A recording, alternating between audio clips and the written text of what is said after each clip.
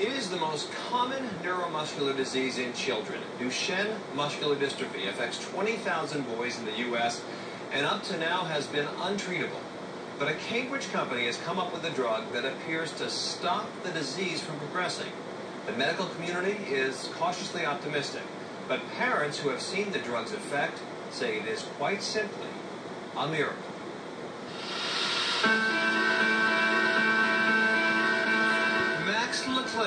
Is as active as any 10-year-old boy, running, jumping, playing with family and friends. So bouncy, and he's still so bouncy and jumpy. He dances constantly.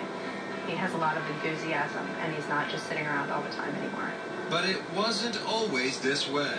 He's never had the grip strength to open caps, and I was on the phone talking to Jen and not really paying attention to him eating, and I looked over and he cracked open the milk, and he did it without even thinking. And I said to Jen, he's never done that before. Unable even to open a bottle of milk, Max was deteriorating day by day, suffering with Duchenne muscular dystrophy. Untreatable, incurable, fatal. A disease in which muscles slowly deteriorate. Those with Duchenne are usually gone by the age of 20.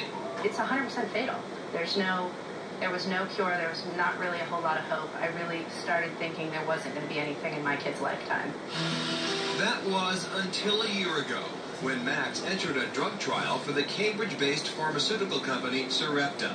It was hoped their new drug, eteplirsen, could generate the muscle protein lacking in Duchenne patients. Dr. Ed Kay is the company's chief medical officer. What we were able to show is that in the 6 patients who were really treated for 48 weeks, we stopped the disease from progressing. So that was really very big news in the community, and also the drug was very well tolerated. Unbelievable. These kids are making a protein that they're missing. So although it may not be the cure, it's the first viable treatment. Duchenne is not a disease where you just stop walking. It's progressive, and you lose every muscle in your body. So it's amazing, it's miraculous, it's hope.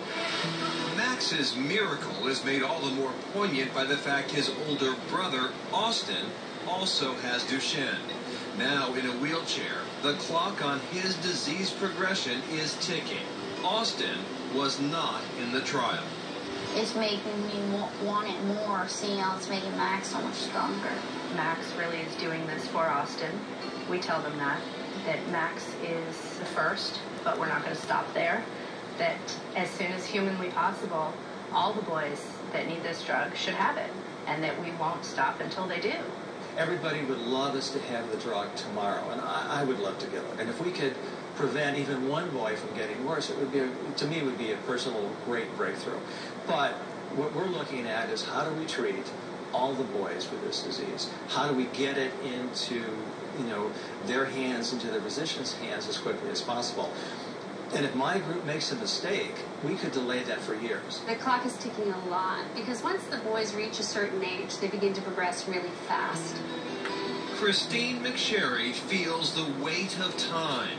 Her son, Jett, is 17. I hope it'll make me a little stronger and able to do more things. We don't have a day to waste. We don't have an hour to waste with Jett. His life expectancy is 19 years old. Founder of the international advocacy group Duchenne Alliance, McSherry hopes to work with Sarepta, the FDA, and legislators to get the drug to market as fast as possible. Because nobody wants to wait. We don't want to wait for Jett and Austin, and nobody wants to wait. If your child has a cold, you don't want to wait. Well, imagine if you had a child who had a disease that was going to take his life. It is, for Sarepta, a difficult balancing act. We have kind of 2 masters that we have to follow. One is the patients who say they want it tomorrow, and I understand that completely. But then I have a responsibility to make sure that we do this correctly and that we have a long-term drug that can treat boys, not just, for months or years, but for their lifetime. We can't be patient, We've been told to sort of just be patient and wait, and being patient and waiting doesn't work for most families dealing with this disease. So to me, it's the difference of, really, that's what I think, burying my child, or actually creating dreams for him.